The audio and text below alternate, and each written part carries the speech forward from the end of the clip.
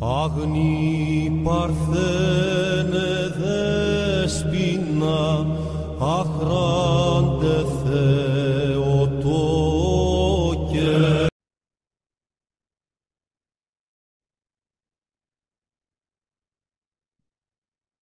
Olá,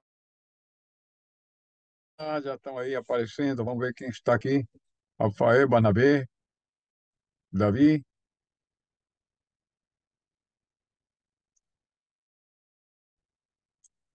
É o pastor Davi que está aí, é?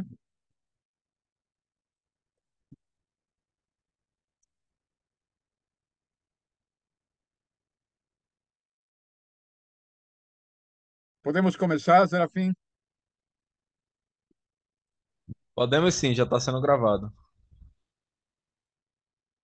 Alô?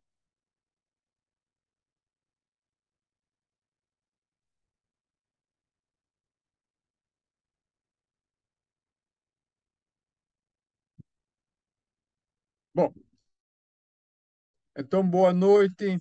Estamos aqui preparando os detalhes técnicos, né, do Espírito Santo. Amém. Cristo, luz verdadeira, vindo a este mundo, ilumina todo homem, vindo a este mundo.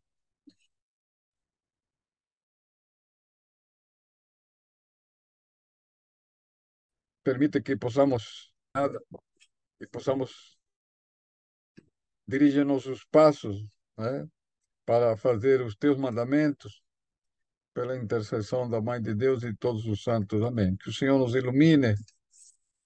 E hoje vamos tratar um tema muito, muito importante e volto a repetir, não é? Nós estamos fazendo uma catequese, né, bem geral, destacando os principais pontos, porque isto aqui nós levamos uma vida inteira para aprender. Essa aqui é a verdade.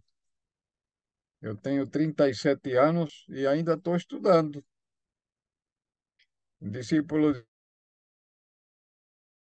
de Cristo, hoje o conceito de tradição.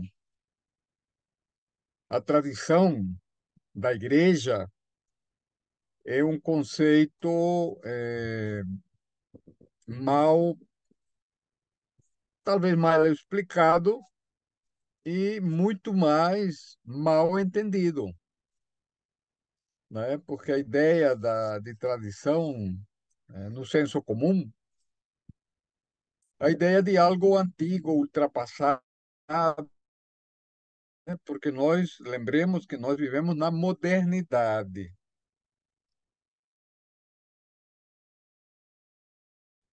A modernidade, ela tem como característica a valorização do homem e do presente. A ideia de progresso, a ideia de progresso permeia toda a vida, né, das sociedades modernas. E lembremos que a modernidade tem um elemento importante, que é o pensamento científico, né?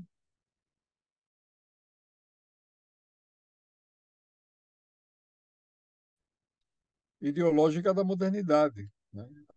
A ciência, a arte, a religião. Então, nós temos um cristianismo moderno, ok? Principalmente aqui no Ocidente. O cristianismo moderno, as igrejas cristãs tentam buscar uma espécie de progresso, né? De forma que hoje a agenda progressista, pautando a sociedade, nada menos ontem eu vi a notícia, e hoje, de que o Parlamento europeu abriu espaço para uma exposição obscena sobre Jesus Cristo, ofendendo a fé cristã na Europa. A Europa já deixou há muito tempo de ser um continente cristão, né? O cristianismo está em queda. Na Europa hoje é um deserto, no sentido espiritual. O islamismo, o ceticismo, o progressismo, etc., etc., etc. É, isso, o ateísmo e islamismo chegando, de mão dadas. É, os estados europeus estão financiando o islamismo e colocando obstáculos nas igrejas cristãs. Então, nós temos na modernidade, no campo católico romano, né, um declínio, é real. E temos, por outro lado, a proliferação de grupos reformados, protestantes, e, inclusive, estes grupos protestantes têm pouco a ver com o movimento dos reformadores. Por quê? Porque esse movimento de reforma gerou grupos novos. Por exemplo, vou dar um exemplo: o neopentecostalismo. A teologia da prosperidade, por exemplo, é uma corrente pós-moderna, né? Que eu já vi manifesto de igrejas evangélicas históricas renegando o neopentecostalismo, diz que não tem nada a ver com o evangelismo, e eu concordo com isso. Aqui no Brasil, por exemplo, a igreja presbiteriana, que a igreja presbiteriana no Brasil tem 8 ramos. Um deles, não sei quem, mas fez um manifesto dizendo que a Igreja Universal Cristã. Só estou dando como exemplo, não estou fazendo nenhuma crítica, cabe a nós. Agora, o fato é que esses movimentos, né, eles têm em comum o afastamento da tradição da igreja. Esse que é o ponto que nós vamos tratar aqui, o tema que cabe hoje para nós. Então, se nós olharmos a história da igreja, com Eusébio e outros, nós verificamos que havia uma igreja primitiva, porque Cristo fundou uma igreja, a igreja apostólica, ou igreja primitiva, e nasceu no Oriente. É só verificar, estão próximas da tradição da igreja ou se afastaram da tradição da igreja. E nós vamos ver, então, os conteúdos, os elementos do que significa tradição, ok? Então, primeiro ponto, o que é que significa tradição? O que é que nós entendemos por tradição? O que é a tradição da igreja? São três coisas diferentes. O que é tradição? O que significa tradição? E qual é a tradição da igreja? Ok? Em primeiro lugar, a palavra tradição é utilizada num sentido muito restrito, não é? Ela tem um sentido histórico, temporal, de manutenção de alguma coisa do passado. Isso é verdade. Mas não é só isso, não. É pior. Tradição não é museu, ok?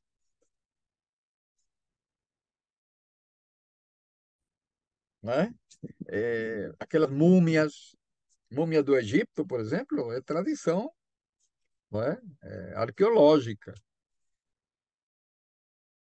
Então, a ideia de tradição como coisa do passado, e daí a conclusão de muitos, coisa ultrapassada, coisa antiga, coisa que não funciona, existe uma distância muito grande, ok? Muito grande. Por quê? Porque a palavra tradição significa transmissão, aquilo que é transmitido. E então, veja, nós vimos na aula anterior, uma das características da igreja primitiva é a igreja apostólica, fundada por Jesus Cristo sobre os apóstolos e transmitida para os sucessores dos apóstolos. Então, nós temos o conceito de sucessão apostólica, ok? Tanto para o Ocidente quanto o Oriente, né? Império Romano do Ocidente, Império Romano do Oriente, viviam o conceito de igreja apostólica, ok?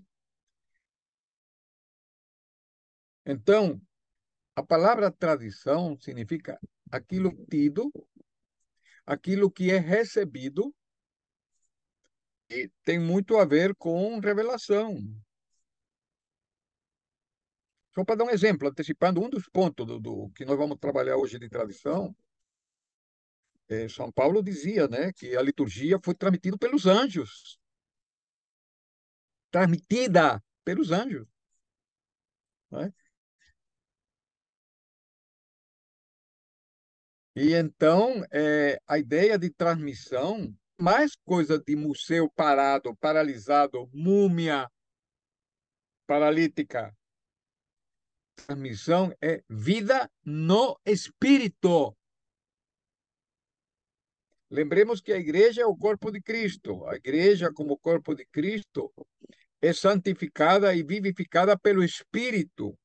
Ou seja, o Filho, o Verbo de Deus, e o Espírito Santo são os dois braços, diziam os padres da igreja, da salvação da Trindade que se manifestou no mundo.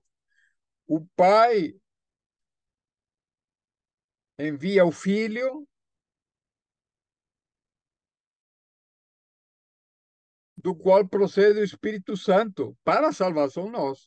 Então, o Espírito Santo vivifica a igreja. E Cristo disse: estarei convosco todos os dias até a consumação do século. A expressão até é uma forma grega muito particular, que significa durante esse tempo todo, até significa durante esse tempo todo, estarei convosco. Isso significa que depois que o mundo acabar, continuará com a gente. Não significa o fim, mas até nesse período na mente estarei convosco. Então, a ideia de tradição tem a ver com a dinâmica do Espírito Santo que mantém viva a igreja, o corpo de Deus, o corpo, melhor dito, o corpo da igreja, que é o corpo de Cristo, é vivificado pelo Espírito Santo. Porque tem muitas denominações cristãs aí, cujo corpo não está mais vivificado pelo Espírito. Eu sinto muito, não sou eu que está decretando e determinando, não. Se afastaram da graça de Deus. A conferir. Então, o primeiro ponto vai cair na prova, atenção, tradição é transmissão e também vida no espírito. Isso é tradição. Então, nós temos já um primeiro elemento da tradição, são vários. Isso aqui é interessante, hein? Presta atenção. O primeiro deles, podemos considerar a Sagrada Escritura, ok? A Sagrada Escritura. É um primeiro elemento da tradição. E lembrando que a tradição oral é anterior à tradição escrita. Lembremos que no Antigo Testamento, a tradição oral, transmitida pelo Senhor a Moisés, não estava escrita. O Senhor deu os 10 mandamentos. Mas aquilo é um símbolo de que as leis de Deus deveriam estar no coração do homem e que o Senhor, para contrastar, deu-lhes nas tábuas da lei que foram quebradas, porque o coração do homem era de pedra, é de pedra. Olha aí o recado, né? O recado, né? E já dizia São Paulo que a circuncisão não é da carne, é do coração. Enfim, a tradição oral deu, revelou a Moisés, né? O e durou vários séculos, se não me engano a memória, uns 700 anos. Tradição oral, na memória e no coração dos judeus. Mas os sábios judeus, depois do exílio, consideraram que era melhor escrever porque havia o risco de esquecer a tradição. Aí veio, então, a escrita. Vamos, um corte, vamos para o Novo Testamento. Depois de Jesus Cristo, o Senhor instrui seus apóstolos, não havia escrita. Os evangelhos não estavam escritos. Os evangelhos foram escritos depois, algum tempo depois, alguns anos depois. É só fazer um estudo aí, verificar. O primeiro escrito, se não me engano, era a Carta de São Paulo, no ano 50, ou seja, 20 anos depois da morte de Jesus Cristo. Então, havia uma tradição oral entre os apóstolos. Não havia Bíblia escrita. As pessoas imaginam, sobretudo os protestantes, que cada um tinha seu livrinho. Não tinha.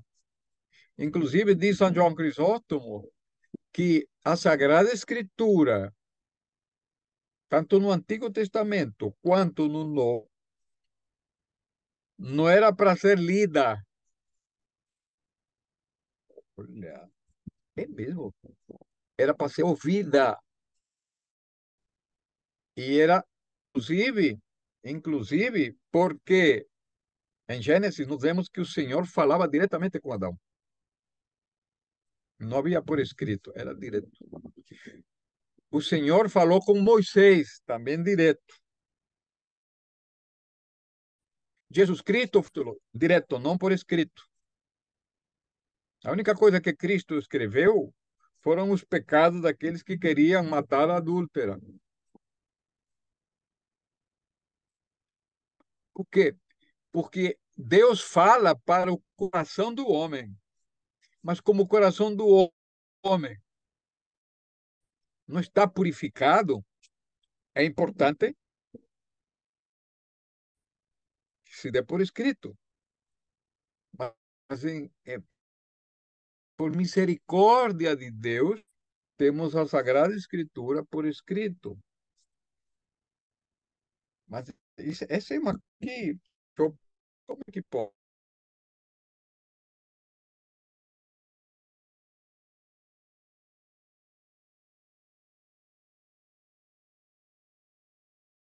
O evangelho era ouvido.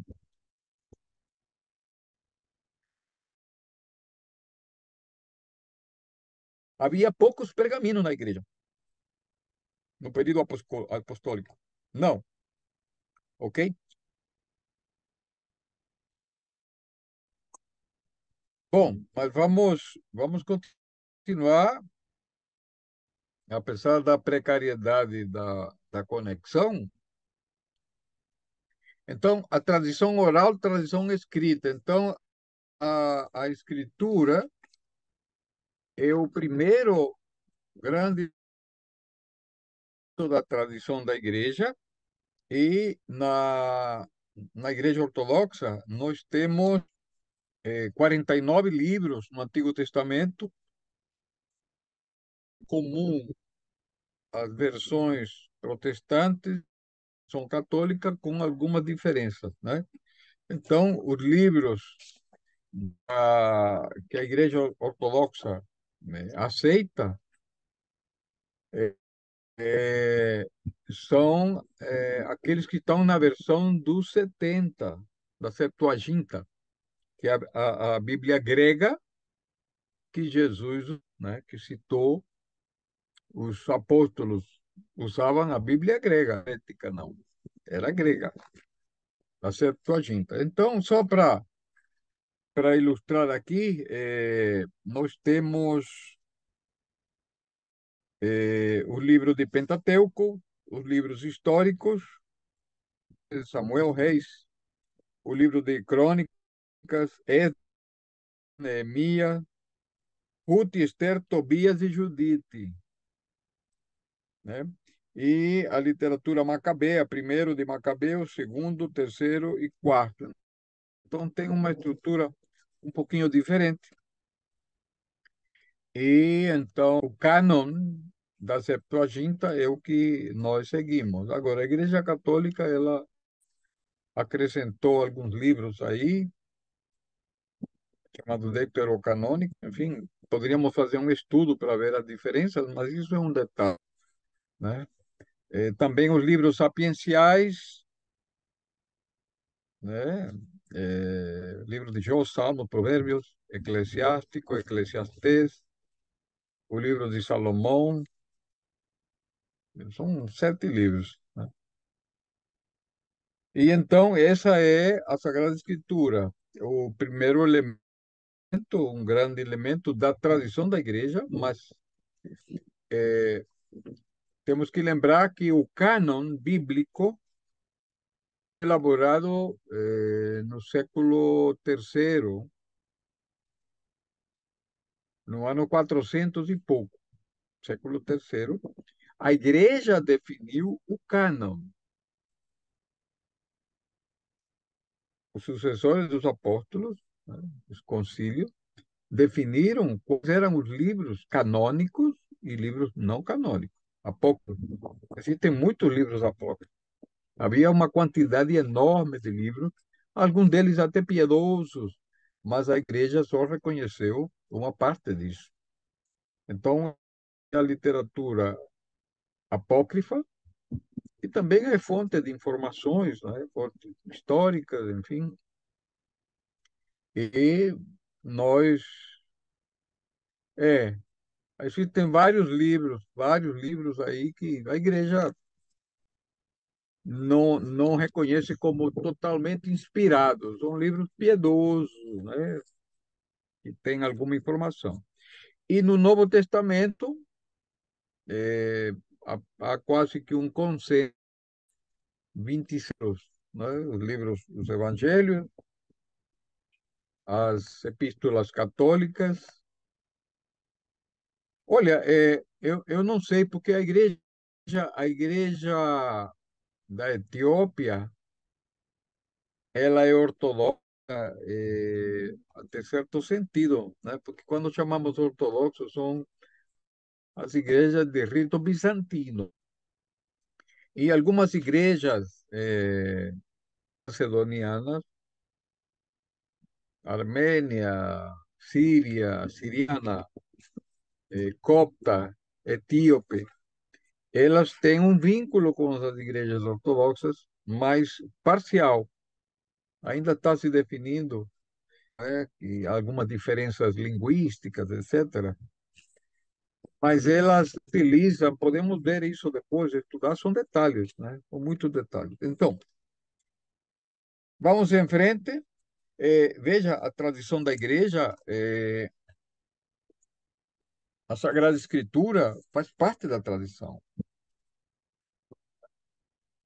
Infelizmente, a reforma ela estabeleceu um critério, a sola escritura, e imaginando que a autoridade da Bíblia seria suficiente para manter dessas igrejas reformadas. E na prática não foi isso.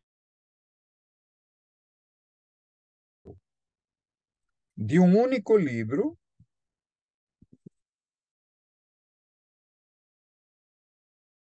por quê? Porque eles interpretam, são, e interpretação individual. Então, se você quiser fazer uma interpretação, você pode fundar uma igreja, junto, vai no cartório, funda escolhe uma doutrina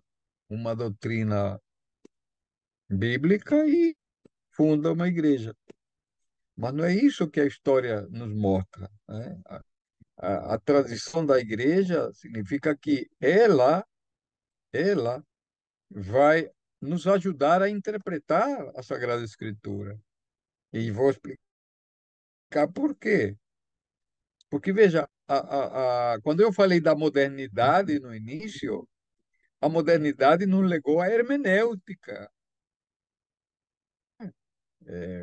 O pastor Davi conhece muito bem essa parte, né? A hermenêutica. Então, veja, a hermeia como disciplina acadêmica.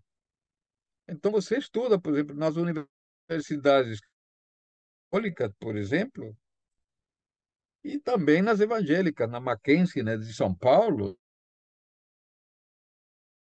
né, que, se não me... mas é disciplina acadêmica. E o método científico, sabe qual é a característica do método científico? Fragmenta o objeto de estudo. Então, as pessoas se especializam, hiperespecializam em teologia bíblica, afastado é fragmento. É por isso que é muito comum que na interpretação as pessoas pegam fragmentos, pegam a parte pelo todo.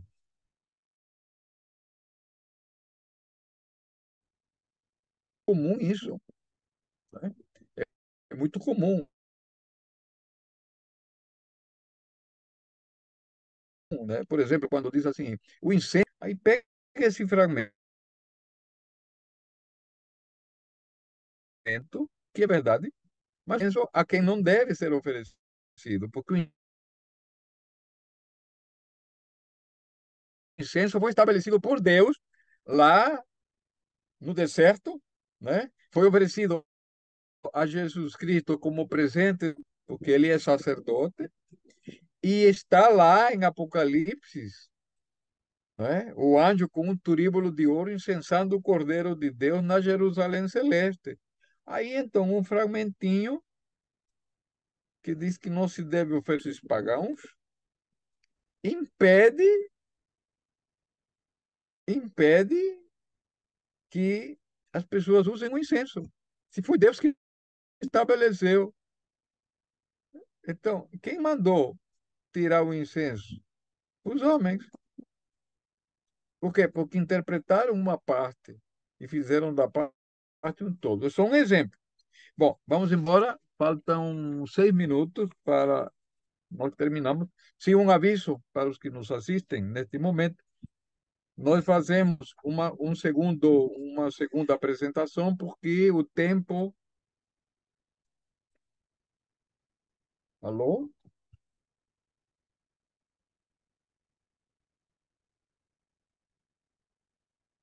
Sim, o tempo é 40 minutos. Então a gente termina e manda outro link para continuar, que aí vem as perguntas, etc, ok? Então, vamos lá. Eh, Outro elemento da tradição da igreja, não é? O credo, o credo niceno, é chamado símbolo da fé. Então, o símbolo da fé foi elaborado em concílios e a fórmula era os bispos reunidos de toda a igreja, era concílio ecumênico, porque ecumene significa o mundo habitado. E aí as igrejas locais se reuniam em concílio, primeiro em Niceia e depois em Constantinopla, e elaboraram o símbolo da fé. Nós podemos, na próxima aula, por exemplo, estudar o credo, nos detalhes. Hoje nós vamos dar o credo como parte da tradição, ok? Então, o credo é o símbolo da nossa fé cristã, elaborado pela igreja. Então, a pergunta é, por que eh, as igrejas modernas, reformadas, não seguem mais o credo? Por quê? Porque se afastaram da tradição da igreja, jogaram fora. Com Lutero, cortaram as raízes da tradição e criaram uma coisa nova, uma igreja moderna, né? Simplificada, tiraram os sacramentos, tiraram muitas coisas, né? Que nós vamos entender essa questão histórica, ok? Então, o símbolo da fé foi elaborado no século IV, né? E então foi adotado pela igreja como o fundamento da vida da igreja. Então, veja, temos a Sagrada Escritura, o credo, porque aqui nós começamos a verificar que a existência do credo, dos concílios, foi necessário porque a Sagrada Escritura não era suficiente. Eu vou dar um exemplo aqui. Isso aqui não é uma crítica, é uma constatação. Veja, a duas naturezas de Cristo, o dogma da Santíssima Trindade, são questões que não estão explicadas nas tiveram que ser discutidas sob inspiração do Santo para que homens instruídos por Deus pudessem esclarecer ao povo a fé. E o melhor exemplo dessa necessidade dos concílios, entre eles está o cânon bíblico, foi definido em concílios locais, ok? A melhor prova da necessidade disso são as heresias. Olha aí. As heresias foram evitadas só lendo a Sagrada Escritura? Não. As heresias crísticas, por exemplo, é uma isso é outra aula, porque a quantidade de falsas verdades, ou meias verdades, era enorme, né? Só para dar um exemplo, os docetistas diziam que Cristo era uma aparência, que o que estava aí era aparente, não era verdadeiro. Tinha os arianos que diziam que Deus, Cristo não era Deus, não é? E não podia se igualar o filho ao pai. Então, quer dizer, todas as heresias cristológicas são baseadas na divindade da compreensão, isso, a compreensão das duas naturezas de Cristo, as duas vontades de Cristo, e a doutrina cristã ela é esclarecida nesses pontos, porque a Escritura não diz, Cristo diz, meu pai e eu estamos unidos, mas não diz como funcionavam as duas naturezas, não está explicado. A bula do remédio não está explicitado. Então, Deus, na sua providência, nos deixou, nos deu homens inspirados pelo Espírito, porque veja, no Antigo Testamento nós temos os profetas, e no Novo Testamento nós temos os doutores e os apóstolos, os sucessores dos apóstolos, que ensinaram ao povo de Deus a verdadeira doutrina de Deus. Bom, nós temos menos de um minuto, vamos terminar aqui. Por favor, fique no segundo link, ok? Continuamos já já, por favor. Ok, certo? Ok? Vamos aguardar o segundo link, ok? Lá no grupo.